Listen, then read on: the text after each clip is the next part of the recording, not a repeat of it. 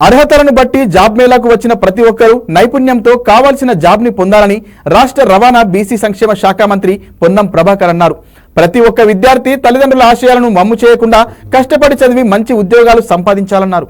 సిద్దిపేట జిల్లా హుస్నాబాద్ పట్టణంలోని తిరుమల గార్డెన్లో నిర్వహించిన జాబ్ మేళాలో సిద్దిపేట జిల్లా కలెక్టర్ మను చౌదరితో కలిసి పాల్గొన్నారు. జ్యోతి ప్రజ్వలన చేసిన అనంతరం మంత్రి జాబ్ మేళాను ప్రారంభించారు. అనంతరం మంత్రి మాట్లాడుతూ యువజన సర్వీసుల శాఖ తెలంగాణ ప్రభుత్వం ఆధ్వర్యంలో నిర్వహిస్తున్న జాబ్ మేళాకు తరలివచ్చిన నిరుద్యోగ యువతకు స్వాగతం తెలిపారు. ఎక్కడ ఏ జాబ్ కావాలన్నా ఆయా గ్యాలరీలలో ఇంటర్వ్యూకి అటెండ్ కావాలని కోరారు. జాబ్ మేళాకు వచ్చిన ప్రతి ఒక్కరూ ఓపికగా ఉండి ఇంటర్వ్యూకు హాజరు కావాలన్నారు.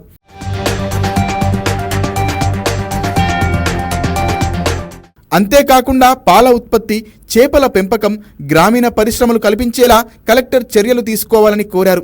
గౌరవల్లి ప్రాజెక్టు పూర్తి చేసి టూరిజం ద్వారా కూడా ఉద్యోగ అవకాశాలు కల్పిస్తామని అన్నారు.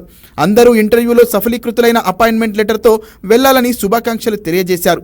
ఈ జాబ్ మేళాలో నలుగురికి అపోలో కామర్స్లో జాబ్కి సెలెక్ట్ అవ్వడంతో పాటు వారికి మంత్రి శుభాకాంక్షలు తెలిపారు.